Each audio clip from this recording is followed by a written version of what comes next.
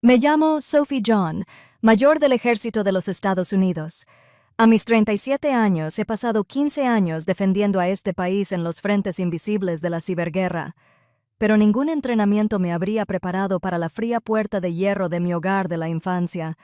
Allí estaba, con mi uniforme de gala, recién llegada de una larga misión en el extranjero, solo para oír la voz de mi hermana Claire crujir por el intercomunicador, más fría que el viento de octubre de Virginia. ¿Qué quieres? No preguntó. Escupió. Esta ya no es tu casa. Vete antes de que llame a la policía. Cuando intenté razonar, la voz de mi madre me interrumpió a sus espaldas, afilada como una navaja. No tenemos una hija llamada Sophie. Nuestra hija murió hace mucho tiempo. No sabían que, antes de que mi abuelo falleciera, me había dado una llave vieja. No es la llave de la casa, sino la llave de una verdad que podría arrasar con todo. Si alguna vez tu familia te ha tratado como a un extraño, cuéntamelo en los comentarios. Dale a me gusta y suscríbete, porque esta historia demuestra que el honor es algo que nadie puede arrebatarte. La casa se alzaba en una tranquila calle arbolada de los suburbios de Virginia, un monumento a un pasado que parecía de otra vida. Mi abuelo, un orgulloso veterano de la Segunda Guerra Mundial, lo construyó con sus propias manos, invirtiendo su amor y sus ahorros en cada viga y ladrillo. Recordé el aroma de los rosales de mi abuela que antaño bordeaban el sendero, un perfume dulce y acogedor que para mí definía el verano. Pero ese olor ya había desaparecido, reemplazado por el tenue e inconfundible olor a humedad y abandono. Se aferraba al aire, señal de una decadencia más profunda. Me quedé de pie en la acera, con mi bolsa de lona a mis pies. La tela planchada de mi uniforme militar se sentía rígida y extraña en ese lugar. La luz del porche, que antes proyectaba un cálido resplandor dorado, ahora parpadeaba con una enfermiza pulsación intermitente. Parpadeaba como una cámara de vigilancia, evaluando fríamente una amenaza.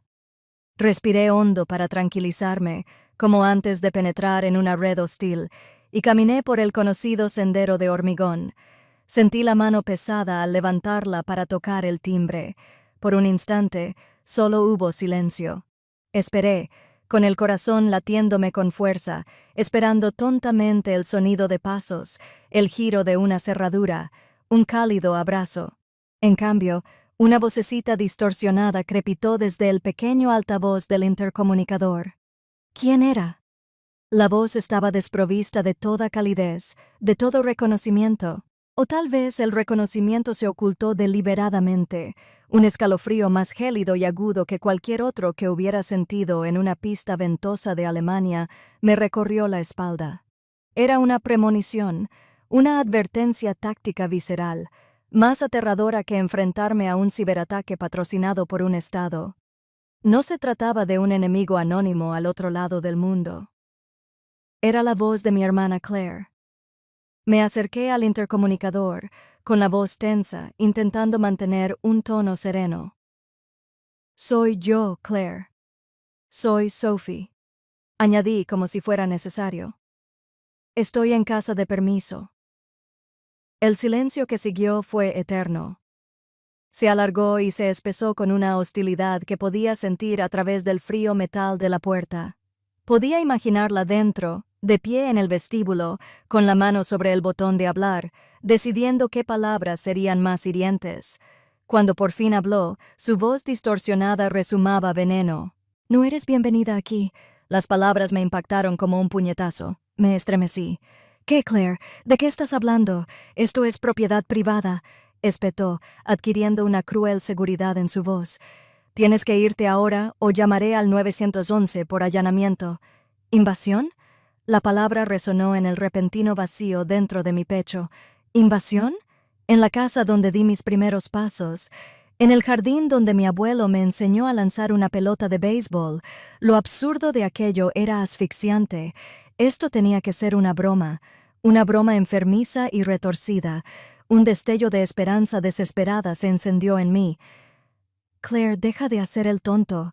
Déjame entrar. ¿Dónde está mamá? Mamá no quiere verte. replicó con voz plana y terminante. Papá tampoco. Tú elegiste, Sophie. Elegiste el ejército. Elegiste abandonar a esta familia. Ahora tendrás que vivir con las consecuencias. Antes de que pudiera procesar el dolor de su acusación, otra voz se unió al ataque. Era la voz de mi madre, Susan, que de alguna manera lograba sonar aún más estridente y venenosa por el altavoz principal. ¿Sigue ahí?, chilló, y la palabra me cayó como un escupitajo en la cara. Claire, llama a la policía. Diles que un desconocido nos está acosando. No tenemos hija. Lleva años muerta para nosotros. Muerta para nosotros. Cada palabra era un mazazo que resquebrajaba los cimientos de quien creía ser. He enfrentado amenazas que podrían dañar la infraestructura nacional. He contemplado el abismo digital y me he mantenido firme. Podría enfrentar balas y bombas, pero no tenía defensa contra esto. Esta arma, blandida por mi propia madre, estaba diseñada para aniquilar mi propia existencia. Se me cortó la respiración y mi vista se nubló. El mundo se inclinó sobre su eje. En ese momento, las familiares luces azules y rojas de una patrulla policial inundaron la calle. No iba a toda velocidad, solo patrullaba lentamente el vecindario. El coche se detuvo junto a mí y un agente mayor, de rostro amable y curtido, bajó la ventanilla. Reconoció el uniforme, las cintas en mi pecho. ¿Mayor John?, preguntó, con una sonrisa respetuosa en los labios. Bienvenido a casa. ¿Visitas a tu familia? La ironía era como un trago amargo en mi garganta. Antes de que pudiera encontrar la voz para responder, un siseo sordo rompió el silencio. La verja de hierro negro comenzó a cerrarse. Se movió con una firmeza automática y suave. Un muro mecánico e implacable se alzaba entre mi pasado y yo. Fue un rechazo rotundo, una excomunión pública realizada con fría eficiencia. El oficial observaba. Su sonrisa se desvaneció en una expresión de confusión y preocupación. La puerta se cerró con un suave y último ruido metálico. La cerradura encajó con un clic decisivo. La conexión se cortó. Yo estaba afuera. Mientras el coche patrulla se alejaba lentamente, dejándome sola bajo el tenue parpadeo de la luz del porche, ocurrió algo extraño. El dolor punzante en mi pecho no se convirtió en lágrimas. No lloré. No grité. El soldado que llevaba dentro tomó el control. El dolor se compartimentó, se archivó, se transformó, cristalizándose en algo duro, frío y claro. Resolución. Como oficial de inteligencia, mi trabajo consistía en identificar patrones, anticipar las amenazas, pero allí, en el único lugar donde debería haberme sentido seguro, había estado completamente ciego. No había percibido ninguna señal. Había sido ingenuo. Me quedé mirando la casa, que ya no era un hogar, sino una fortaleza ocupada por el enemigo. Habían trazado el frente de batalla, habían declarado la guerra y habían olvidado una información crucial. La mayor Sophie John nunca se rinde en una pelea. De pie, sola en la oscuridad que se cernía sobre mí, susurré estas palabras, una promesa silenciosa que flotaba en el frío aire de Virginia. Esta guerra no la perderé. Pero a medida que la adrenalina comenzaba a desvanecerse, reemplazada por un dolor profundo, una sola pregunta atormentadora comenzó a resonar en el silencio de mi mente. ¿Por qué? ¿Cuándo? ¿Cuándo empezó todo? No me fui esa noche. Un soldado no abandona el campo tras la primera descarga. Conduje hasta un lugar de alquiler de coches abierto las 24 horas y cambié mi sedán del gobierno por algo anónimo. Una camioneta Ford azul oscuro, destartalada con una abolladura en la puerta del copiloto, era perfecta. Encontré un sitio calle abajo, escondido bajo la sombra de un viejo roble, y apagué el motor. Desde allí, tenía una línea de visión despejada. Mi misión había cambiado. Esta casa ya no era un hogar, era un objetivo. y yo estaba de vigilancia.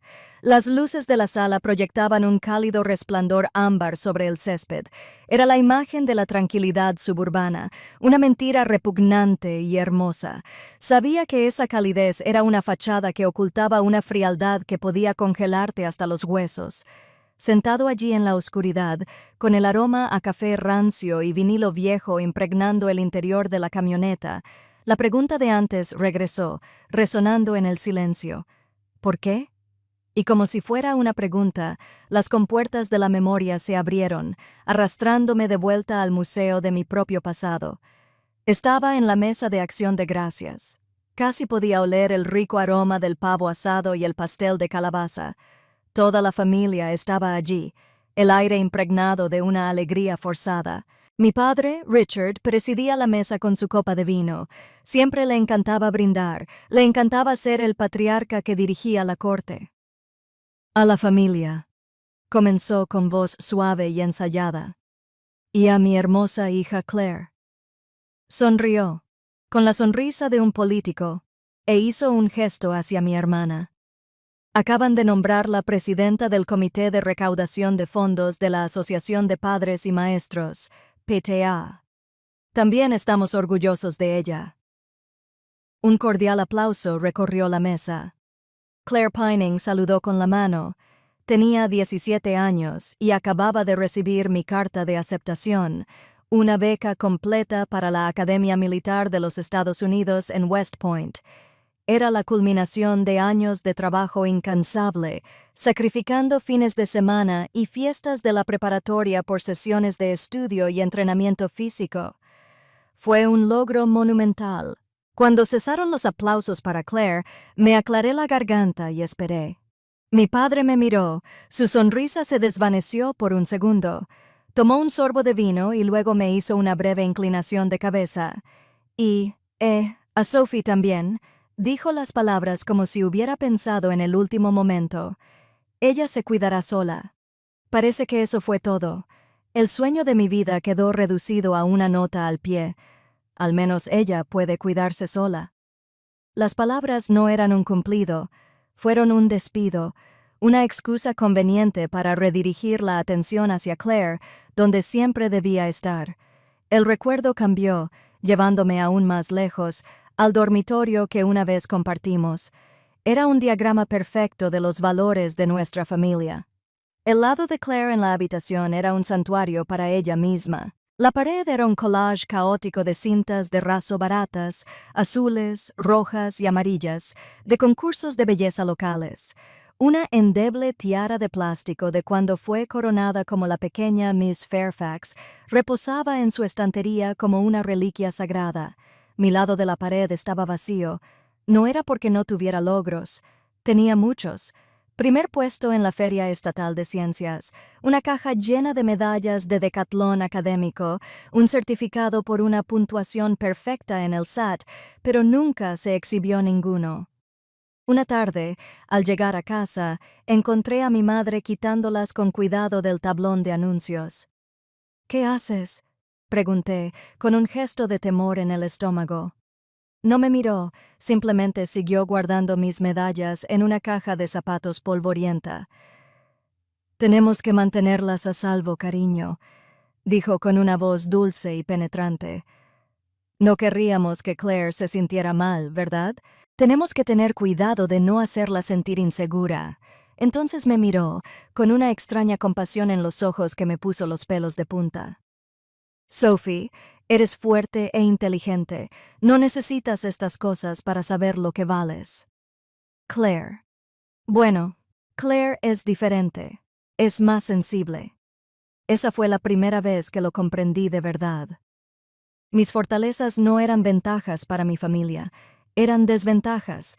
Mi inteligencia, mi independencia, no eran cualidades para celebrar, eran razones para ignorarlas, justificaciones para borrarme, todo para proteger el frágil ego de mi hermana. Me castigaban por no necesitarlas lo suficiente. Solo una persona me vio. Mi abuelo, William. Era un hombre tranquilo, de pocas palabras, pero de profunda integridad. Vio al soldado que había en mí mucho antes de que me pusiera el uniforme. Después de que mi madre guardara mis condecoraciones, me llevó a su taller en el garaje.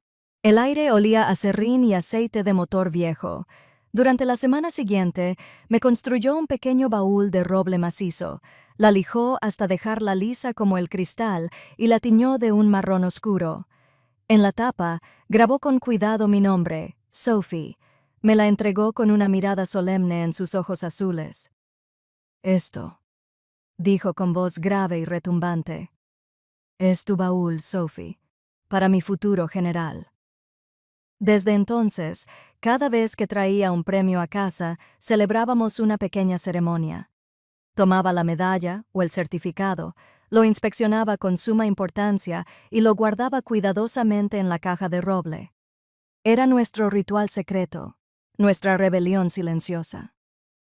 Nunca dejes que nadie te diga que no eres lo suficientemente bueno, me dijo una vez, con la mano en mi hombro. Tienes la sangre de un soldado en tus venas. Es un espectáculo increíble, más valioso que cualquier corona de plástico.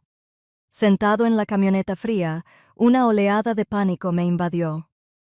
La caja. ¿Dónde estaba la caja de mi abuelo? Mi baúl. Seguía en casa, en mi viejo armario. Un nuevo y terrible pensamiento me asaltó. Quizás ya la habían encontrado. Quizás la habían tirado a la basura. O peor aún, la habían tirado a la chimenea, dejando que mi única fuente de validación, mi única prueba de que me veían, la convirtiera en cenizas. El cielo empezó a aclararse, pasando del negro tinta a un morado amoratado, luego a un gris pálido y brumoso. Cuando los primeros rayos de sol atravesaron la niebla matutina, una pequeña camioneta blanca de una inmobiliaria local se detuvo. Un hombre con polo salió, cogió un cartel y caminó hacia el césped. El mismo césped donde solían crecer las rosas de mi abuela. Con una serie de golpes sordos y rítmicos, clavó un cartel en la tierra blanda. No era un cartel de próximamente. Era un cartel rojo y blanco austero que gritaba con firmeza. Se vende. Todo encajó con una claridad aterradora. No se trataba de un acto de crueldad espontáneo, era un plan a largo plazo. No solo me habían echado, me estaban borrando, vendiendo el legado que mis abuelos habían construido, cortando mi último vínculo físico con mi propia historia. Todos mis años de servicio, mis largos despliegues, la distancia que tenía que mantener, no lo vieron como un sacrificio, lo vieron como una oportunidad, una ventana para dejarme libre, limpio y definitivo, y cobrar. Un sabor amargo y ácido me llenó la boca. Había dedicado mi vida a defender mi país, omitiendo días festivos, cumpleaños y funerales, todo por un deber mayor. ¿Y para qué? Para que la misma gente a la que protegía pudiera usar mi ausencia para orquestar la traición definitiva. La pregunta que me había atormentado toda la noche finalmente encontró respuesta. Mi sacrificio no significaba nada para ellos. Era solo un medio para su fin. ¿Y para qué servía todo esto? El sol ya estaba en lo más alto, proyectando largas sombras sobre la calle. Pero me sentía atrapado en un crepúsculo frío y permanente.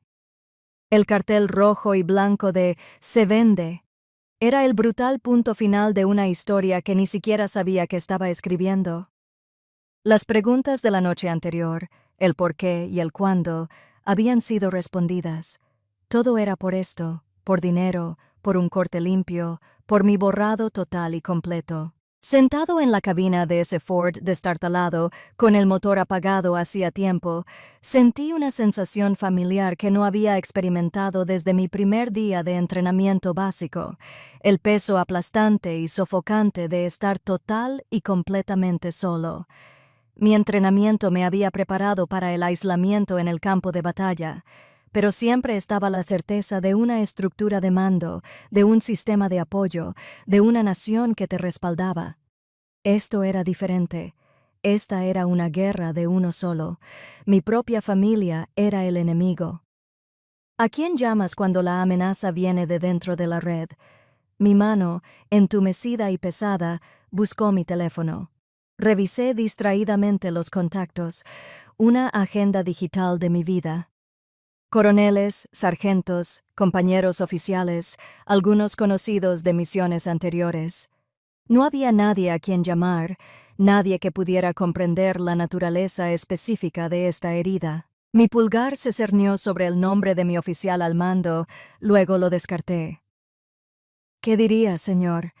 Solicitar permiso para involucrarme en una disputa doméstica con hostiles que también eran mis padres. Derrotado. Seguí desplazándome hasta que un nombre de otra vida apareció en la pantalla.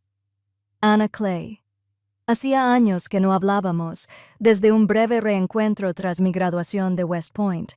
Habíamos sido inseparables en Virginia Tech durante los 2 años que estuve allí antes de transferirme.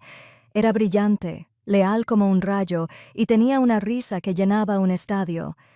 Mientras yo me adentraba en el disciplinado mundo militar, ella había irrumpido en el caótico mundo del derecho civil.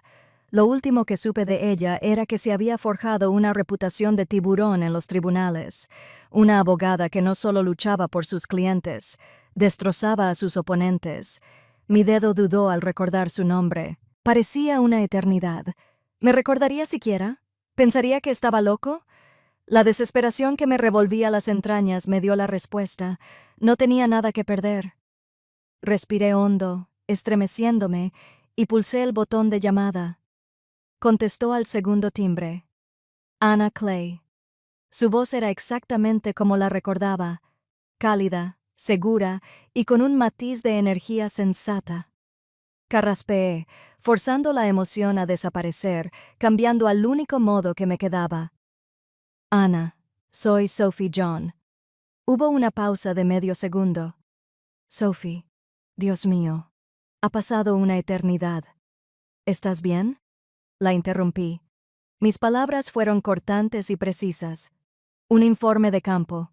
Tengo un problema. Dije que necesito asesoría legal. No dudó. Nada de 20 preguntas. No. ¿De qué se trata todo esto? Solo la lealtad inmediata e inquebrantable. Lo recordé. Envíame tus coordenadas, dijo, y su voz cambió al instante de amabilidad a concentración. Voy para allá. 1 hora después, el anonimato genérico de una cafetería del centro, la rutina diaria, se convirtió en nuestro improvisado centro de mando. El lugar bullía con el ajetreo matutino, el siseo de la máquina de café expreso, el murmullo de las conversaciones, el tintineo de las tazas de cerámica. El aire estaba impregnado del reconfortante aroma americano a café tostado oscuro y bollos de canela recién horneados. Era un telón de fondo extrañamente normal para el desastre de mi vida que estaba a punto de deshacer. Ana entró con el mismo aspecto que la poderosa abogada en la que se había convertido, un elegante traje negro, un maletín de cuero que probablemente costaba más que mi primer coche y la misma mirada inteligente y atenta. Me dio un abrazo rápido y firme que transmitió más de lo que las palabras podrían expresar, y luego fue directo al grano. No me preguntó cómo me sentía. No me dijo ni una sola frase vacía. Era una profesional y sabía que la emoción era una distracción. Necesitaba datos. «Háblame, Sophie», dijo, sacando una tableta de su maletín. Desde arriba, ¿qué dijeron? Palabra por palabra. Relaté toda la horrible secuencia de eventos, desde el intercomunicador hasta el cartel de «Se vende». Mi voz sonaba monótona, distante, mientras recitaba las palabras que se me habían grabado en la memoria. Ana escuchaba, sus dedos revoloteando sobre la pantalla de su tableta, con una expresión indescifrable. Era una procesadora de datos, una estratega, y justo ahora eso era lo que necesitaba. Cuando terminé, simplemente asintió. De acuerdo. Escribió 1 minuto más, con el ceño fruncido por la concentración. Luego levantó la vista. La casa se transfirió hace 3 meses mediante una escritura de compraventa rápida a una sociedad de responsabilidad limitada, una LLC llamada Raven Crest Holdings. Se me heló la sangre. Era real. Era oficial. Ana giró la tableta hacia mí. En la pantalla había una copia escaneada de la transferencia de la escritura. Y allí, en la línea de la firma del vendedor, estaba mi nombre, Sophie John, escrito en una letra desordenada y en bucle que no se parecía en nada al mío. «Esa no es mi firma», dije, con la voz apenas un susurro. «Lo sé», respondió Ana, con una sonrisa sombría en los labios por primera vez. «Tu firma tiene la disciplina de una formación de desfile. Esto parece un pollo intentando escribir su nombre después de 3 copas». Amplió otra parte del documento. Y aquí es donde se descuidaron. El notario tocó el nombre. A este tipo le revocaron la licencia hace 6 meses por fraude. Ya enfrenta cargos en otros 2 condados. Me miró, con los ojos brillantes por la emoción de la búsqueda. Cometieron un error garrafal. Por primera vez en 24 horas, una pequeña grieta apareció en el muro de desesperación y un rayo de luz brilló a través de ella. Esperanza. El dolor caótico y abrumador se estaba organizando, se estaba convirtiendo en datos, en evidencia, en un objetivo claro y objetivo. Y los datos eran un lenguaje que entendía. Este era un campo de batalla que podía navegar. Ana se inclinó hacia adelante, con voz baja e intensa. «Esto es lo que haremos. Lucharemos, y lucharemos con fuerza». Levantó 3 dedos. Primer paso. Esta tarde solicito una orden de alejamiento temporal que congelará la venta inmediatamente. No podrán tocar la propiedad. Levantó un segundo dedo. Segundo paso. Citamos al notario corrupto. Lo presionamos y denunciará a quien le pagó para falsificar ese documento. Apuesto por tu cuñado, Mark. Y finalmente, el tercer dedo. Tercer paso. Presentamos una demanda civil contra Richard John y Claire Thatcher por conspiración para cometer fraude, falsificación y enriquecimiento injusto. Vamos a recuperar lo que es tuyo. Se recostó, dejando que el plan se asentara en el aire entre nosotros. El nudo en el estómago seguía ahí, pero ya no era de miedo. Era un gesto de energía concentrada y concentrada. «Pensaban que era solo un soldado solitario, aislado y fuera de lugar», dijo Ana, mirándome fijamente a los ojos. «Pensaban que te dejarías vencer y te rendirías». Sonrió, y por primera vez, la mirada se posó en sus ojos. «No tienen ni idea de que tienes un ejército entero detrás». Mientras Ana lanzaba la primera ola de nuestro ataque legal desde su oficina en Richmond, yo me adaptaba a mi nuevo puesto temporal. Ya no era solo la víctima, era la base de operaciones avanzada. El camión se convirtió en mi puesto, la tranquila calle suburbana, mi área de operaciones, mi misión, vigilancia y análisis de patrones. Mientras Ana luchaba en el frente legal, yo recopilaba información sobre el terreno. No me quedaba sentado esperando. Un oficial nunca está inactivo. Comencé mi trabajo metódicamente, observando la casa con la atención objetiva de un analista experimentado. Anoté la hora de llegada del cartero, el horario de la recogida de basura, la forma en que el sol de la mañana iluminaba las ventanas delanteras. Estos eran los ritmos de una vida normal, un punto de referencia. Y contra esa línea de base, las anomalías empiezan a destacarse. No tardé mucho en encontrar una. Durante 3 noches consecutivas el patrón fue idéntico.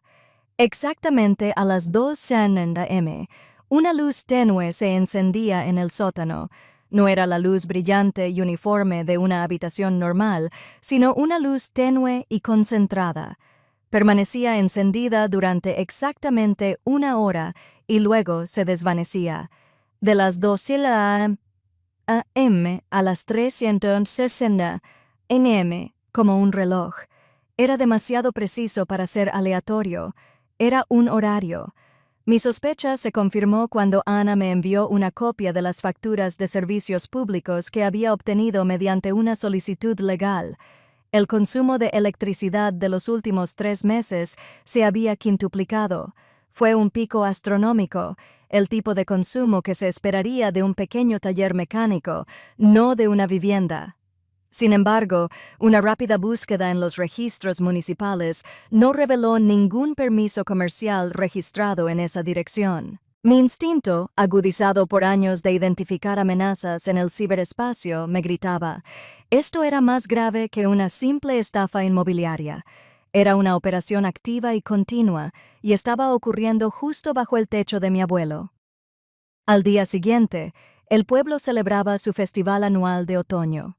Era un mar de cultura americana, familias y camisas de franela, el aroma a sidra de manzana caliente y palomitas de maíz acarameladas, la alegre música de una banda country local. Para mí, la multitud no era un consuelo, era una tapadera, un lugar perfecto para observar sin ser observado. Mimetizándome, compré una sidra y me paré cerca de un puesto que vendía pasteles de calabaza gigantes. Mis ojos exploraban, mis sentidos en alerta máxima. Mientras observaba el concurso de evaluación de tartas, sentí un ligero golpe. Un niño pequeño, de no más de 10 años, pasó corriendo junto a mí, con el rostro borroso. Me puso algo en la mano y desapareció antes de que pudiera darme cuenta de lo sucedido, desapareciendo entre la multitud. Bajé la vista. Era una servilleta de papel arrugada. Mi primer instinto fue dejarla caer, una amenaza potencial, pero la alicé. Escritas con la letra temblorosa y deliberada de un anciano, había unas sencillas palabras: nos vemos en el viejo establo detrás de la iglesia. Que nadie te vea. Un amigo de William. El corazón me latía con fuerza. Solo podía ser una persona. Ethan Miller, sargento mayor retirado de la Marina, veterano de Vietnam y el mejor amigo de mi abuelo. Se conocieron en el Salón Local de Veteranos de Guerra Veteranos, VFW, años atrás, y fueron inseparables hasta el día en que murió mi abuelo. Ethan era el último vínculo vivo con lo que consideraba mi viejo mundo. El viejo establo olía a heno, cuero gastado y tiempo. El polvo bailaba en los rayos de luz que se filtraban a través de los listones de madera deformados de las paredes. Ethan me esperaba en la sombra, apoyado en una viga. Tenía 70 años, pero aún mantenía la postura erguida de un marine. Su mirada, aunque rodeada de arrugas, era tan aguda y clara como siempre. No perdió el tiempo con palabras amables. No solo están robando la casa, chico, dijo con voz grave y áspera. Era la voz de un hombre que había visto demasiado. ¿Qué ha visto, sargento?, pregunté, recurriendo a mi habitual lenguaje respetuoso. 2 semanas, siempre después de medianoche. Empezó. Furgonetas negras sin distintivos entran en la entrada. Ese inútil marido de Claire, Mark, siempre está ahí para recibirlos. Descargan cajas pesadas y bien selladas. No parecen enseres domésticos comunes. Hizo una pausa, con la mirada endurecida. Y hay algo más que necesitas saber. Se dice que tu hermana ha estado diciendo que tienes un caso grave de TEPTE, que eres inestable. Intenta desacreditarte antes de que puedas siquiera dar un paso. Una furia fría, aguda y limpia me atravesó. Ya no era solo una disputa de propiedad, estaban atacando mi honor, usando el mismo sacrificio que hice por mi país como arma para pintarme de lunático. Fue un acto de guerra calculado y despreciable. Debí demostrar algo en mi rostro porque la expresión de Ethan se suavizó un poco. Extendió la mano y la puso áspera y callosa sobre mi hombro. Su simple y sólido peso me asentó. Tu abuelo, William, estaría muy orgulloso de ti, dijo en voz baja. Siempre me decía que eras el más duro de la familia, el único con verdaderas agallas. Sus palabras me impactaron con la fuerza de un golpe físico. Un reconocimiento simple y sin adornos. Era algo que había anhelado toda mi vida de mi padre, de mi madre, y nunca había recibido. Viniendo de este viejo guerrero, este hombre que entendía el código de honor por el que vivía mi abuelo. Significaba más que cualquier medalla. Era la validación de un compañero soldado. Sentía un nudo en la garganta. Gracias, Marine. Logré pronunciar las palabras, cargadas de emoción. Me apretó el hombro con fuerza. No me agradezcas. No dejes que esos cabrones ganen. Asentí. Mi determinación se endureció hasta convertirse en algo inquebrantable. No lo decepcionaré. Salí del establo con un renovado propósito. El campo de batalla estaba definido. Ya no se trataba solo de una casa o una herencia, se trataba de mi nombre, mi servicio y el legado de mi abuelo. Y ahora tenía un nuevo objetivo urgente: averiguar qué había en esas cajas y revelar el secreto que ocultaban en el sótano. La información sin confirmación es solo ruido. La información de Ethan era valiosa, pero no era procesable. Todavía no. Necesitaba pruebas. Esa noche, decidí dejar de ser un observador pasivo y empezar a ser un operador activo. Era hora de lanzar mi propia operación especial. Bajo el manto de un cielo nublado y sin luna, me moví. Mi objetivo era el lateral de la casa, donde un pequeño respiradero para el sótano estaba parcialmente oculto por rosales descuidados. El de mi abuela ahora estaba descuidado y lleno de espinas. Mi entrenamiento me impuso por completo. Me moví en silencio, con los sentidos alerta, cada paso deliberado. Usé un simple inhibidor de RF portátil para interrumpir temporalmente la señal inalámbrica de las 2 cámaras de seguridad que cubrían el patio trasero. Solo me daría una ventana de 90 segundos, pero era todo lo que necesitaba. No forcé la entrada. Eso me convertiría en un delincuente. En cambio, desatornillé con cuidado la tapa del respiradero, trabajando con rapidez. De mi bolsillo, saqué un dispositivo no más grande que una moneda de 25 centavos, un microinterruptor GSM con un micrófono de alta sensibilidad. Lo fijé al interior del conducto de aire, donde sería invisible, y volví a colocar la tapa, apretando los tornillos lo justo para que quedara bien sujeto, pero sin que se notara que habían sido manipulados. Todo el proceso tardó 47 segundos. Salí de la propiedad antes de que las señales de la cámara volvieran a la normalidad. OPSAC fue algo natural. A la mañana siguiente, me senté en la camioneta y marqué el dispositivo. El audio era sorprendentemente claro. Podía oír el zumbido rítmico y bajo de la maquinaria, confirmando el consumo anormal de energía. Luego, voces. El primero fue mi cuñado, Mark. El envío desde la costa oeste va según lo previsto, le decía a alguien. La fecha estimada de llegada es el jueves.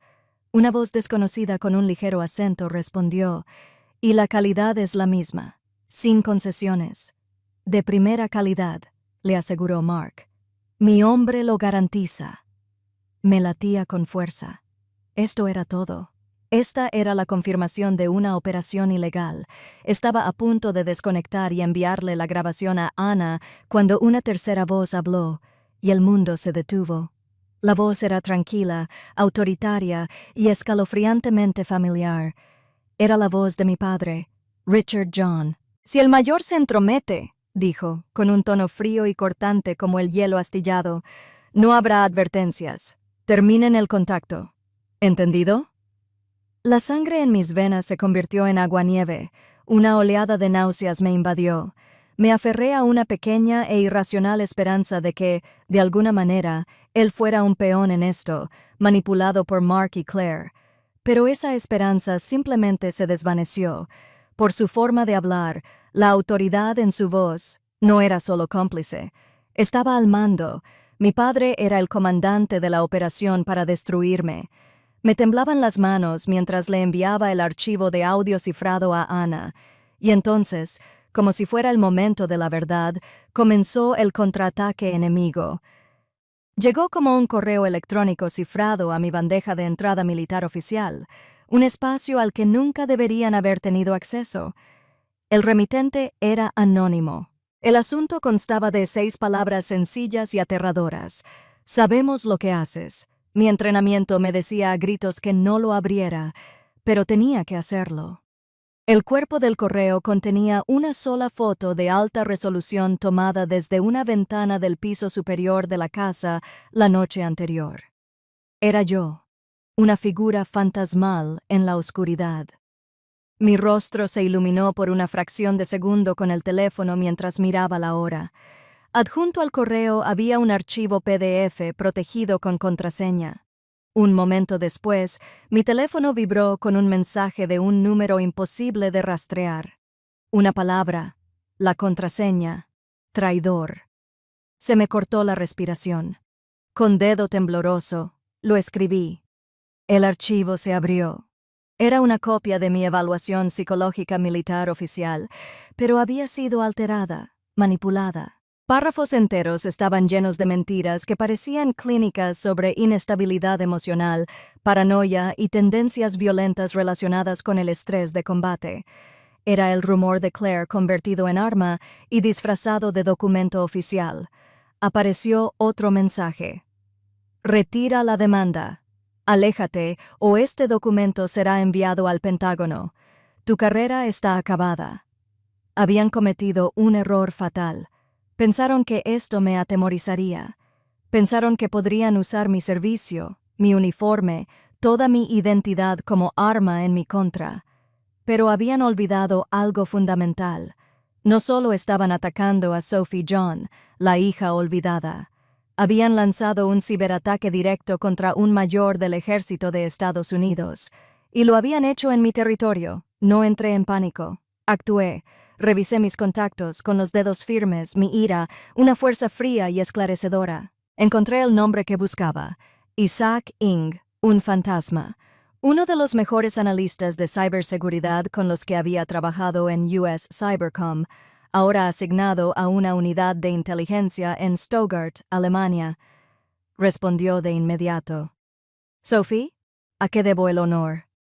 «Isaac, tengo una situación de azul contra azul», dije, usando el término para un ataque de una fuente amiga, o en este caso, familiar. Mi voz no transmitía emoción. Soy el objetivo de una ciberamenaza. Necesito un rastreo y una investigación exhaustiva. Zulu. Zulu era la máxima prioridad. Significaba dejarlo todo. Isaac no preguntó por qué. No hacía falta. «Entendido», dijo con un tono serio. «Envíame el paquete». Iniciamos la operación Ángel Guardián. Los protocolos de seguridad de COMSE están en vigor. Los encontraremos. Mi habitación de motel barato, con su alfombra manchada y su luz fluorescente parpadeante, se convirtió en mi centro de operaciones tácticas. Envié todo el paquete de datos al servidor seguro de Isaac. En cuestión de minutos, volvió a estar en línea, con un cifrado estricto. «Entendido», dijo. «Mi equipo está en ello. Se equivocaron de oso, mayor». La siguiente hora fue la más larga de mi vida. Seguí el progreso en mi portátil mientras el equipo de Isaac trabajaba. Eran fantasmas digitales que se movían por los rincones oscuros de Internet a una velocidad aterradora. Despejaron las capas de la amenaza como si fueran una cebolla. El correo electrónico provenía de un servidor proxy en Europa del Este, un callejón sin salida. Pero encontraron el recibo digital. El servidor se había alquilado con una tarjeta de crédito robada, que luego se rastreó hasta una cuenta de criptomonedas desechable, la cual finalmente se rastreó hasta su fuente de financiación inicial, una tarjeta de crédito perteneciente a Mark Thatcher. Era la oportunidad que necesitaban. Con el nombre de Mark como clave, profundizaron. Vulneraron los cortafuegos de los servidores de su empresa de transporte con una elegancia casi hermosa. Y entonces se abrieron las compuertas. Encontraron de todo: manifiestos de envío de componentes electrónicos restringidos, una compleja red de empresas fantasma utilizadas para blanquear dinero, centrada en Ravenrest Holdings. Y luego, la última prueba incriminatoria: una copia escaneada de un contrato de arrendamiento de un almacén secreto, no registrado, en las afueras de la ciudad. El propósito del almacén figuraba como almacenamiento. La firma del contrato de arrendamiento pertenecía al cerebro, el hombre que manejaba todos los hilos, Richard John. Miré la pantalla, la elegante y familiar firma de mi padre. Todo encajó: las mentiras, la crueldad, la casa, las amenazas. Todo estaba conectado, todo formaba parte de esto. Esto ya no era una disputa familiar. Esta era una organización criminal, y yo iba a desmantelarla. La primera andanada de su nueva campaña no se lanzó con un correo electrónico, se lanzó en el Tribunal de la Opinión Pública. Ana me llamó a última hora de la tarde, con la voz tensa, con una furia que rara vez mostraba. «Lo han hecho público», dijo. «Consulta la página de la Comunidad del Pueblo en Facebook».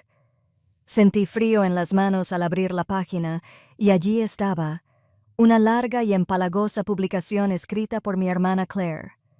Era una obra maestra de manipulación pasivo-agresiva.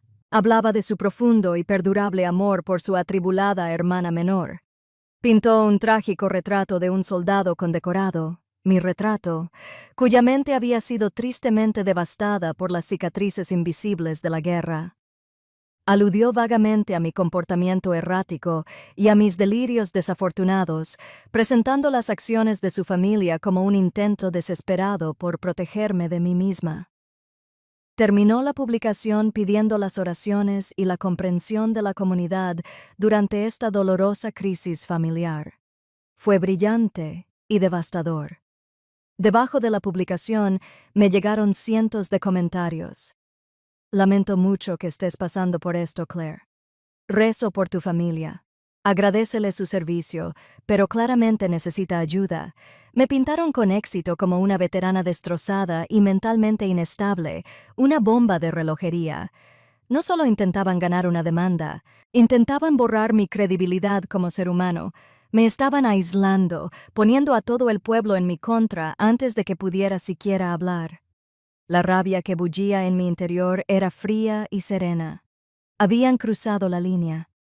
Esa noche era la asamblea anual del ayuntamiento, un foro público para debatir la planificación local y los proyectos comunitarios. Era el escenario perfecto para el tipo de persona que mi padre siempre había fingido ser, el ciudadano honesto y preocupado. Ana y yo habíamos planeado asistir de todos modos, solo para observar.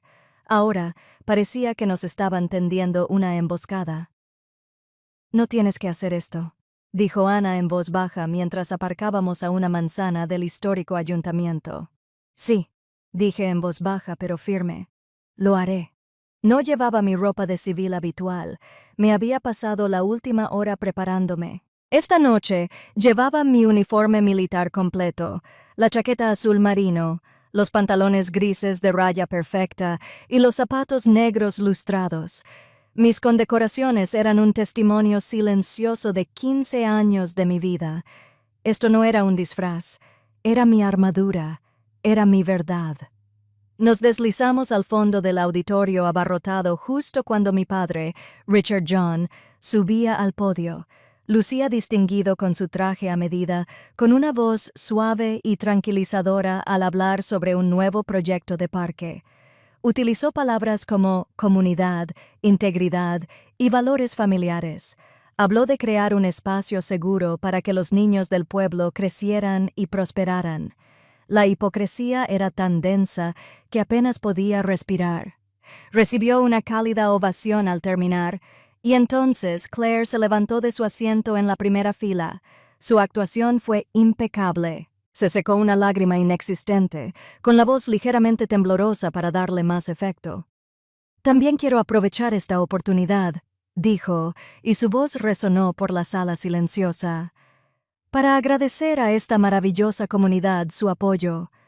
Nuestra familia está pasando por un momento difícil ahora mismo con mi hermana, quien, como algunos saben, no se encuentra bien». Todas las cabezas en la sala se giraron. Todas las miradas se posaron en mí, sentado al fondo, un soldado con uniforme de gala. Pude ver la compasión, la sospecha, la confirmación de las mentiras que habían leído en Internet. Eso fue todo. Esa fue la gota que colmó el vaso, el último insulto imperdonable. Una profunda calma me invadió. La ira se desvaneció, reemplazada por una claridad fría y absoluta. Me puse de pie. No grité. No hacía falta. Alcé la voz tal como me habían entrenado en la plaza de armas de West Point. Era una voz de mando, clara y firme, que se abrió paso entre los murmullos de la multitud y llenó todo el auditorio. Mi nombre es Mayor Sophie John, Ejército de los Estados Unidos. La sala quedó en un silencio sepulcral. Todas las miradas estaban fijas en mí. Claire palideció.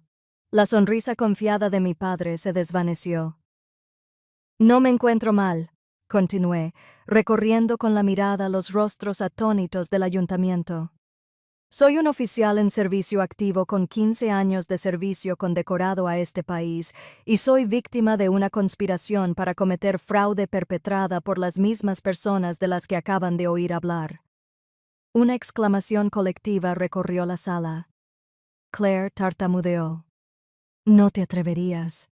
Dirigí toda mi atención a mi padre, que estaba paralizado tras el podio. Le hablé no como a una hija, sino como a una fiscal que presentaba la acusación final. Habla de valores familiares, señor John.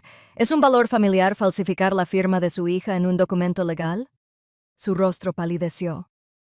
¿Es un valor familiar dirigir una empresa criminal desde el sótano de la casa que mi abuelo construyó con sus propias manos? La multitud empezó a murmurar, y su opinión cambiaba con cada palabra que pronunciaba. ¿Es un valor familiar amenazar con destruir la carrera de un soldado para encubrir tus propios crímenes? Finalmente, me volví hacia Claire, cuyo rostro era una máscara de incredulidad y furia. ¿Y tú? Dije, bajando la voz, pero sin perder intensidad. ¿Hablas de apoyo? ¿Es este tu apoyo? Echarme de casa, difamar mi nombre y mi historial de servicio en público. Este era el momento, la catarsis, la liberación de toda una vida de dolor e injusticia reprimidos. Sentí como si estuviera respirando de verdad por primera vez. Me miró sin palabras. Si alguna vez has tenido que defender tu verdad, cuando sentías que todo el mundo estaba en tu contra, dale a me gusta. Y si en este momento apoyas a la Mayor Sophie John, quiero que comentes la palabra honor abajo. Demuéstrales que no estás sola. Di un paso lento y pausado hacia el pasillo, luego otro. Ana se levantó y se puso a caminar justo detrás de mí, con el maletín firmemente en la mano. Dentro estaba la orden de alejamiento temporal, una parte tangible de la verdad. Caminamos por el pasillo central, mientras la multitud se abría paso ante nosotros, como si fuéramos una fuerza de la naturaleza.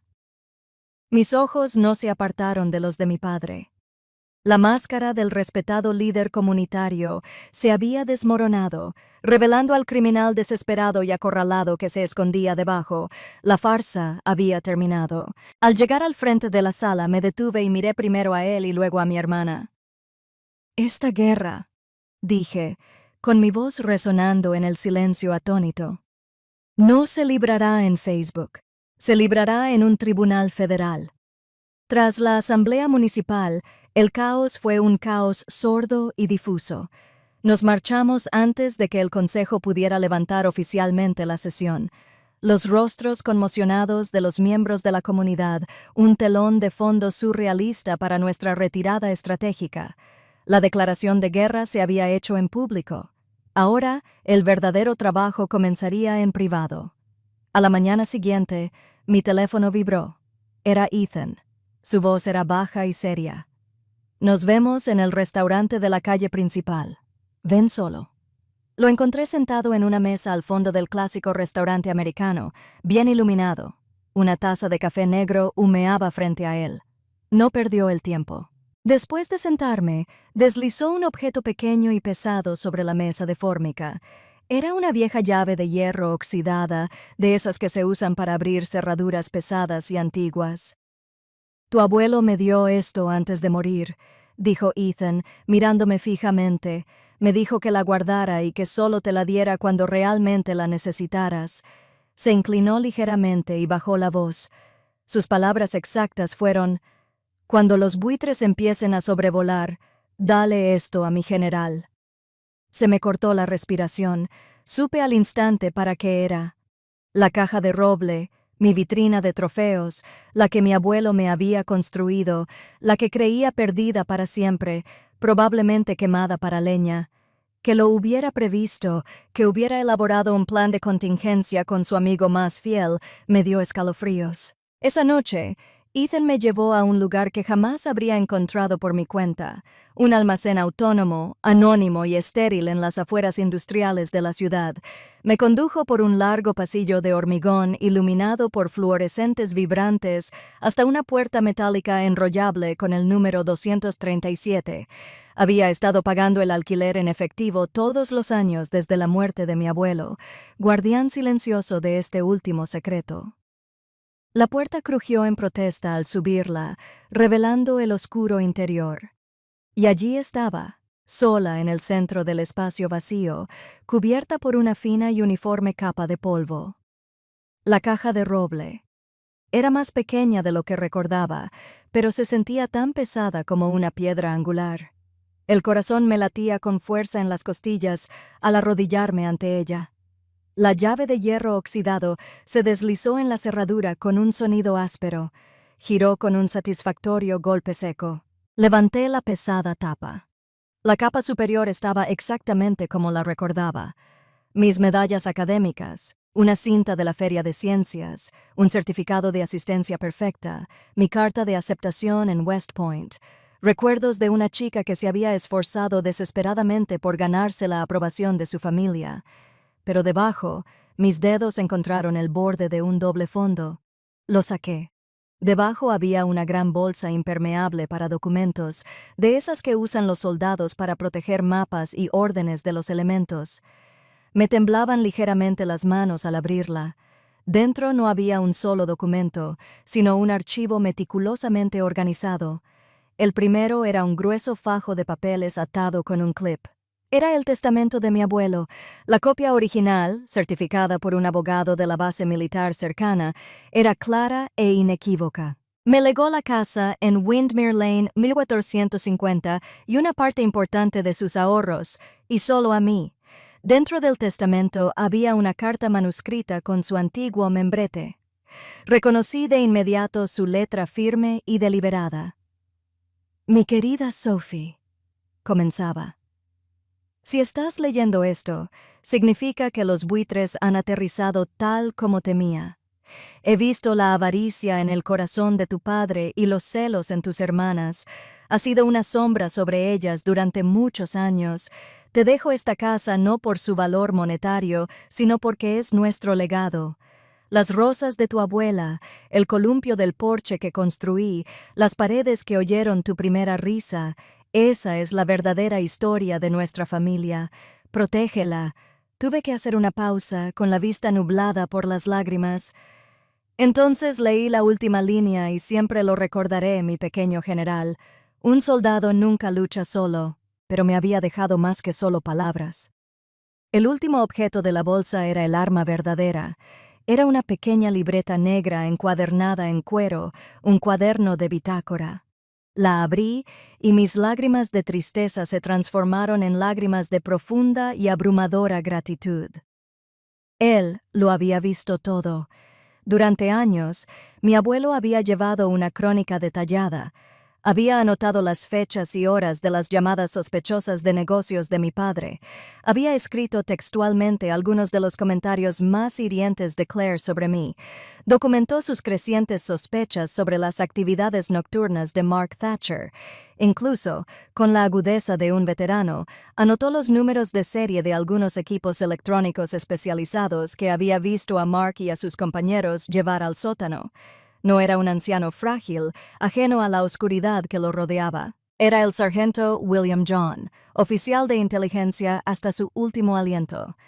No solo me había dejado una casa, me había dejado un arsenal entero. A la mañana siguiente, mi habitación de motel se transformó oficialmente en una sala de guerra. Extendí el contenido de la caja sobre la colcha barata. Cuando Ana llegó, lo contempló todo en un silencio atónito. Leyó el testamento, la carta y luego el cuaderno. Me miró con los ojos abiertos, llenos de incredulidad y entusiasmo profesional. Sophie, dijo con voz llena de asombro, esto lo cambia todo. Ya no es un caso civil, es un caso penal federal. No lo dudamos. Ana llamó. Le expuso toda la situación a un contacto en la oficina local del FBI en Richmond. falsificación, fraude electrónico, conspiración y una posible red interestatal de tráfico de productos electrónicos restringidos, todo blanqueado a través de una empresa fantasma. Las fichas de dominó empezaron a caer y cayeron rápido. Mi pequeña guerra personal acababa de convertirse en una importante investigación federal. Todas las piezas estaban en su lugar. Anna era la comandante legal. Isaac y su equipo en Alemania eran mi unidad de inteligencia de señales, proporcionando la evidencia digital irrefutable. Ethan Miller era mi testigo estrella, el que estaba sobre el terreno, y yo, armado con el último informe de mi abuelo, estaba listo. Íbamos a terminar esta lucha. El Tribunal Federal de los Estados Unidos estaba a un mundo de distancia del caos de mi vida. Era un lugar de solemne y pesado silencio, todo madera pulida y frío mármol, donde el aire mismo parecía vibrar con el peso de la importancia. La bandera estadounidense se alzaba imponente y silenciosa tras el estrado del juez, un testigo constante e impasible. Cuando me llamaron, me dirigí al estrado. El uniforme del ejército se sentía menos como una armadura y más como mi propia piel. Al sentarme, no miré la mesa del acusado. No era necesario. Sentía sus ojos fijos en mí. Me concentré en los 12 hombres y mujeres del jurado. Ellos eran los que importaban ahora. La fiscal federal adjunta, una mujer aguda y sensata llamada Ciara Davies, me guió en mi testimonio. Presenté los hechos del caso con calma y lógica, como si estuviera dando un informe de misión. No había emoción en mi voz, solo claridad. Ya no era la víctima, era el testigo principal de un delito federal. Luego vino el contrainterrogatorio. El abogado de mi padre, un hombre elegante con reloj de oro, se me acercó con una sonrisa comprensiva que no le llegó a los ojos. «Mayor John», comenzó, con la voz cargada de falsa preocupación, «ha servido a este país con distinción, y todos sabemos que el estrés del combate puede persistir. ¿No es posible que estos acontecimientos, este desacuerdo familiar, se hayan magnificado en su mente debido a las presiones de su profesión? Estaba intentando plantar la semilla. La misma semilla que Claire había plantado en Facebook, el soldado inestable, el veterano destrozado». No le respondí. En cambio, giré ligeramente el cuerpo, lo justo para dirigirme directamente al jurado. Los miré uno por uno. Me he sometido a 3 evaluaciones psicológicas obligatorias a lo largo de mi carrera, dije. Mi voz es firme y clara como una campana. Todos han concluido que estoy plenamente capacitado para dirigir operaciones de ciberseguridad a nivel nacional. La única inestabilidad que he enfrentado, abogado, fue la traición de mi propia familia. La sonrisa del abogado se desvaneció. No tenía más preguntas. Después de eso la presa se rompió. Las pruebas que la fiscalía había reunido se desataron no como un goteo, sino como un torrente. Fue una descarga abrumadora de datos, cada uno un duro golpe contra la fortaleza de mentiras que mi familia había construido. Un experto forense subió al estrado y mostró, con comparaciones ampliadas, cómo mi firma había sido falsificada burdamente en la transferencia de la escritura. Las pantallas de la sala se iluminaron entonces con el análisis forense digital de Isaac Ing, presentado por un agente cibernético del FBI. Explicó al jurado el complejo rastro de datos, una red de direcciones IP y cuentas de criptomonedas que conducían a un solo hombre, Mark Thatcher. Luego, Ethan Miller, con su vieja chaqueta azul de gala de la Infantería de Marina, subió al estrado. Su testimonio fue simple, contundente e inquebrantable. Describió los camiones negros sin distintivos, los pesados contenedores sellados y las reuniones nocturnas en el sótano. A continuación, el analista financiero de la Fiscalía presentó un diagrama de flujo simple y devastador. Mostraba que el dinero de Mark Shell Corporation, Ravencrest Holdings, fluía directamente a una cuenta personal abierta por Claire Thatcher pocos días después de la venta fraudulenta de la casa. Desde la mesa del acusado, oí un sollozo ahogado. Era Claire. Su fachada, cuidadosamente construida, se desmoronaba bajo el peso de las cifras. Mark estaba sentado a su lado, sudando, pálido. Solo mi padre, Richard John, permanecía impasible, una estatua de negación arrogante, aparentemente seguro de ser intocable. Estaba equivocado. La fiscalía presenta su última prueba, anunció la señorita Davies, sosteniendo la pequeña libreta negra de mi abuelo. El abogado defensor se puso de pie de golpe. Objeción. Rumores. Esto no son rumores, señoría. La señorita Davies replicó con soltura. Estas son las notas contemporáneas de un testigo fallecido que documenta los hechos tal como los observó. Lo permito, dijo el juez, con la voz resonando en la sala silenciosa. La señorita Davies leyó del cuaderno. Leyó las observaciones de mi abuelo sobre las llamadas sospechosas de mi padre, leyó su relato de las entregas secretas de Mark, leyó sus desgarradoras notas sobre la crueldad de Claire. Con cada palabra veía cómo la compostura de mi padre se quebraba. Un músculo de su mandíbula empezó a contraerse, la estatua empezaba a fracturarse, y entonces llegó el golpe fatal. Finalmente, la señorita Davy dijo: la fiscalía desea reproducir una grabación de audio recuperada por el FBI de un dispositivo de escucha. Un altavoz cobró vida. El zumbido de la maquinaria llenó la sala, seguido de las voces apagadas de Mark y su socio. Y entonces, una tercera voz, nítida y clara, interrumpió el ruido. La voz de mi padre. Si el mayor se entromete, no habrá advertencias. Terminar el contacto. ¿Entendido? Una exclamación colectiva recorrió la sala. Richard John se desplomó en su silla como si le hubieran disparado. Su rostro palideció espantosamente. Por primera vez, sus ojos se abrieron de par en par con puro terror. El juego había terminado.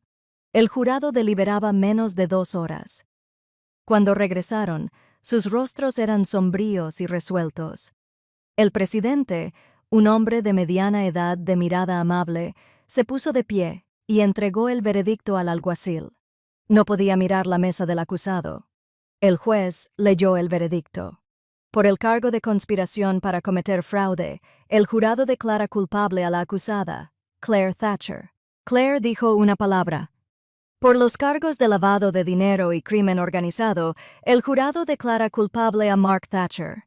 Mark miraba al frente con la mirada perdida, destrozado. Y por los cargos de conspiración, fraude y dirección de una organización criminal, el jurado declara culpable a Richard John. Mi padre cerró los ojos. La estatua se había convertido en polvo. En la sentencia, el juez fue despiadado. Claire Thatcher, por su participación en la falsificación y la conspiración, 6 años de prisión federal. Mark Thatcher, por fraude, blanqueo de capitales y extorsión, 8 años. Y Richard John, el cerebro y líder de la organización criminal, pasó 10 años en una penitenciaría federal sin posibilidad de libertad condicional. A medida que los alguaciles federales avanzaban, el agudo clic metálico de las esposas resonó en la silenciosa sala. Una para mi hermana, otra para su esposo y una tercera para mi padre. No vi cómo se los llevaban. No pude. En cambio, mis ojos estaban fijos en la bandera que colgaba detrás del estrado del juez. Sus barras y estrellas eran un testimonio silencioso de los ideales que había jurado defender. Se había hecho justicia. En cuanto se abrieron las puertas de la sala, nos azotó un muro de ruido y destellos. Los periodistas gritaron mi nombre, acercándome micrófonos y cámaras a la cara. Fue una tormenta caótica de victoria pública. Protegido por Ana a un lado y Ethan al otro, me moví entre la multitud como un barco en aguas turbulentas. Mi rostro era una máscara de neutralidad. No dije una palabra. No había nada que decir. No había ganado un premio. Simplemente había sobrevivido. La sensación que esperaba. Euforia, reivindicación, triunfo. Nunca llegó. Esa noche, de vuelta en el aire viciado de mi habitación de motel, solo había silencio. La guerra había terminado. El enemigo había sido derrotado. Pero el campo de batalla eran las ruinas de mi propia familia, y el precio lo había sido todo. Me senté solo en la oscuridad, con la luz roja parpadeante del detector de humo, mi única compañía. Había ganado, pero también era el único que quedaba en pie. Mi abuelo solía leerme la Biblia a veces, no por motivos religiosos, sino por las historias y la sabiduría. Una frase que citaba a menudo me vino a la mente: "Y la verdad te hará libre". Ahora tenía la verdad. Había sido validada en un tribunal federal, pero esta libertad era pesada. Sabía a ceniza. Unas semanas después, cuando el frenesí mediático se había calmado y yo estaba preparando mi regreso a Fort Gordon, llegó una carta. Era de una penitenciaría federal de Virginia Occidental. La letra era de mi madre. Mi corazón no saltó de esperanza, simplemente se apoderó de mí para un último golpe. Tenía razón, la carta no era una disculpa, era un recipiente de veneno puro y puro. Me acusó de egoísta, de crueldad, de destruir a la familia yo solo por mi orgullo. Nunca mencionó los crímenes de mi padre ni la avaricia de mi hermana. En su versión de la realidad, yo era el villano. Las últimas líneas las escribió con mano temblorosa y furiosa. «Puedes quedarte con esa casa», escribió, «pero morirás solo en ella». Leí las palabras y no sentí nada. La ira que podría haber sentido semanas atrás había desaparecido. El dolor se había calmado. Solo quedaba una profunda y agobiante compasión por esta mujer, tan atrapada en sus propias mentiras que ya no podía ver la verdad. Era prisionera mucho antes de que las puertas de esa penitenciaría se cerraran tras su esposo y su otra hija. Doblé la carta cuidadosamente, la metí en una caja de cartón vacía del armario y la deslicé hasta el estante superior. Era un entierro, el último y silencioso cierre de un capítulo que debería haber terminado hace años. Antes de irme del pueblo para siempre, había un último lugar que tenía que visitar. El cementerio local era tranquilo y apacible, un pequeño espacio verde enclavado entre viejos robles. Encontré su lápida fácilmente, una sencilla losa de granito con los nombres de William y Eleanor John grabados. Me arrodillé y coloqué un pequeño ramo de rosas blancas, las favoritas de mi abuela, sobre el césped. «Lo logré, abuelo», le susurré a la silenciosa piedra. «Protegí nuestro legado. Espero que estés orgulloso». Mientras estaba allí, absorto en mis pensamientos, el sonido de un coche que se detenía en el camino de grava detrás de mí me hizo girarme.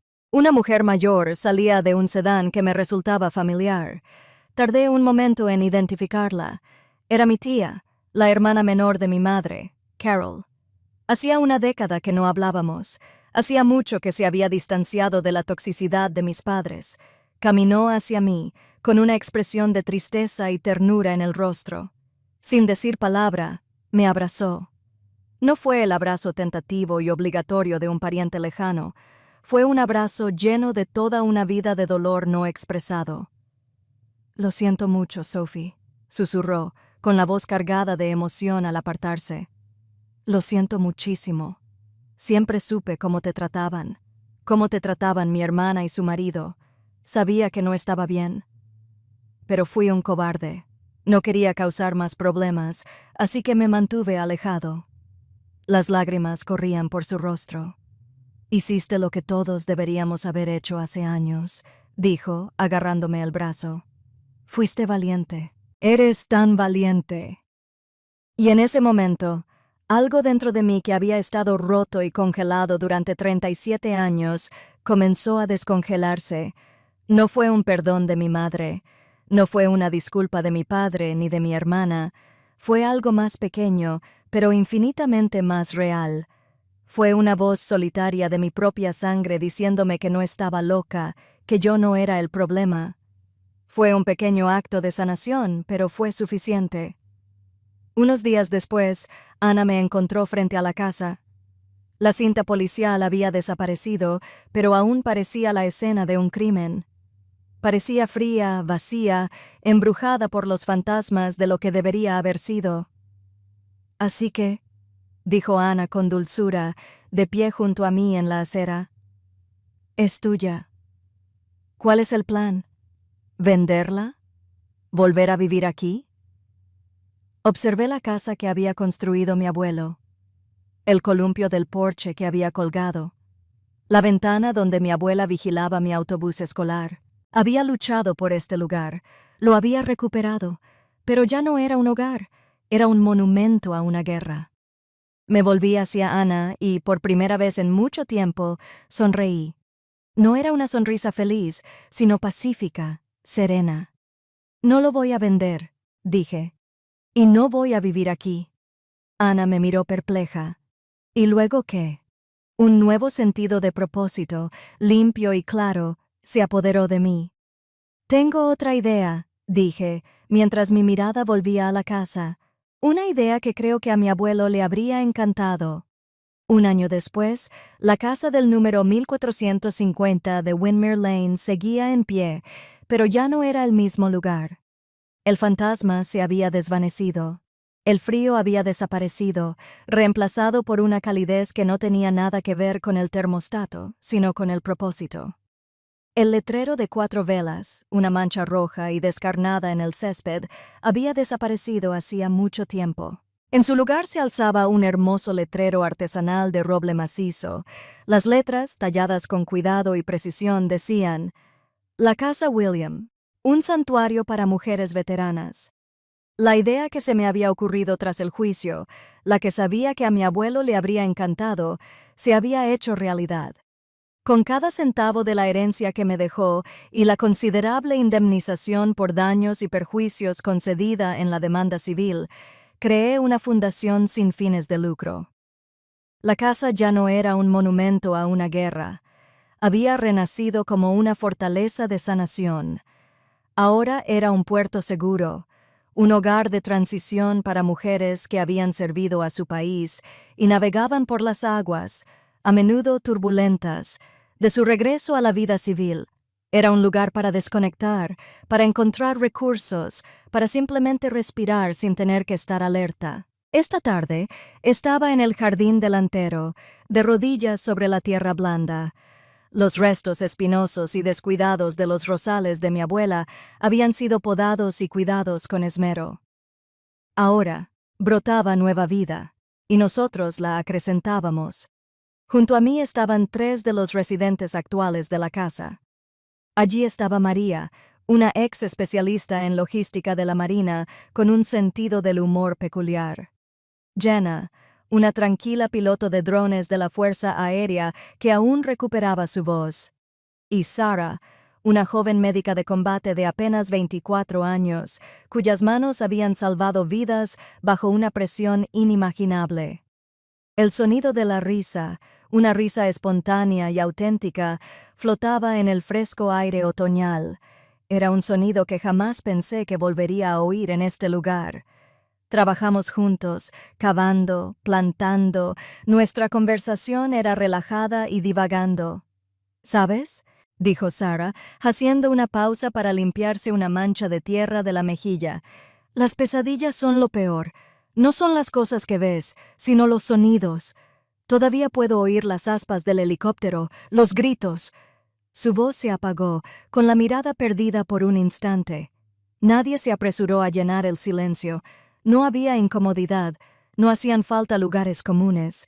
Simplemente dejamos que sus palabras flotaran en el aire, un reconocimiento compartido de las cicatrices invisibles que todos llevábamos de diferentes maneras. Me acerqué un poco más, con las manos aún en la tierra junto a las suyas. No le ofrecí ningún consejo, no dije que mejoraría, solo escuché. Simplemente estuve allí. Después de un momento, respiró hondo y me dedicó una pequeña sonrisa de agradecimiento. En fin, dijo con la voz un poco más animada. Mi terapeuta dice que la jardinería es buena para conectar con la tierra. Algo sobre ensuciarse las manos. Tu terapeuta es una mujer inteligente, intervino María, sosteniendo un rosal nuevo. ¿Dónde quieres a este chico malo mayor? Mayor. Todos me llamaban así, pero el título me sonaba diferente aquí. No se trataba de rango. Se trataba de respeto, un respeto mutuo. En ese momento, rodeada del aroma a tierra y la fuerza serena de estas mujeres, una profunda verdad me invadió. La familia no siempre es la sangre con la que naces.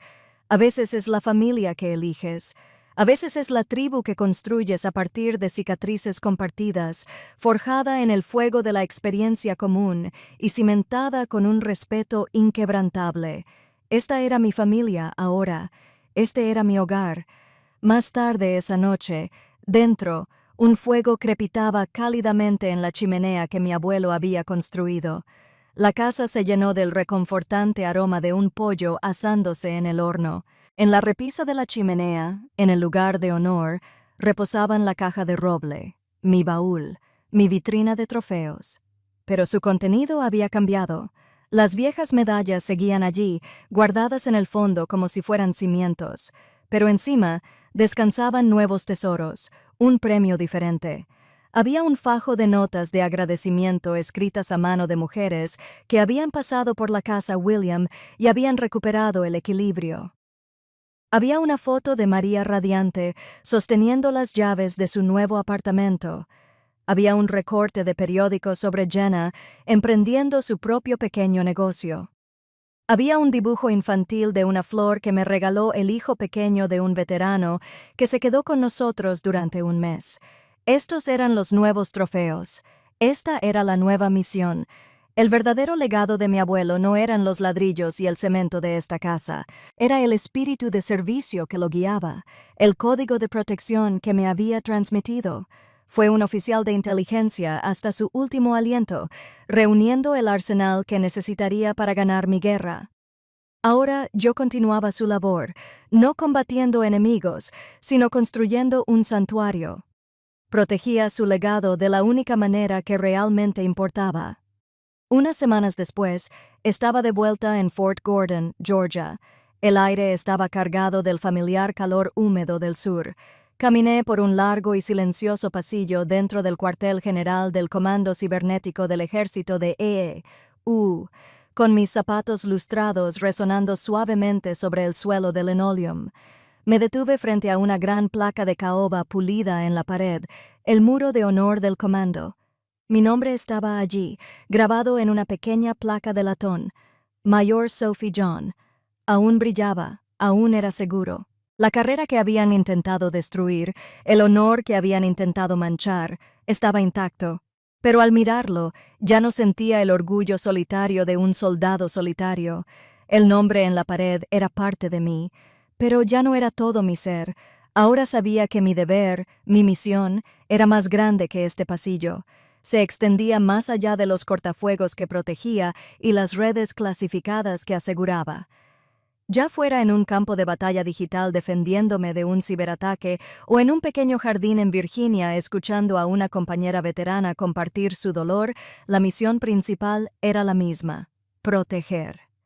Había librado la guerra más brutal de mi vida, no en una tierra lejana y extranjera, sino en los tranquilos suburbios de mi ciudad natal, y había ganado. Pero la victoria no residía en las sentencias de prisión, ni en la reivindicación legal. La verdadera victoria no residía en destruir a mis enemigos, residía en mi negativa a ser destruido por ellos, residía en construir algo hermoso y duradero de las cenizas de su traición. Allí, en el corazón de mi mundo militar, sentí una profunda paz que me invadía, una calma ganada a fuego y forjada con determinación. La guerra había terminado, los fantasmas callaban. La mayor Sophie John se mantenía firme, íntegra y lista para cualquier misión que viniera después. Mi guerra ha terminado, pero sé que para muchos de ustedes, la batalla por su paz y dignidad es diaria. Si este viaje ha demostrado algo, es que nuestro valor no se define por la familia en la que nacimos, sino por el honor que nos forjamos. Tu valor no es negociable. Comparte tu propia historia de resiliencia en los comentarios. Tus palabras podrían ser el salvavidas que alguien más necesita escuchar hoy. Gracias por escuchar. Suscríbete para conocer más historias de fortaleza y comparte esto con cualquiera que necesite recordar que no está solo.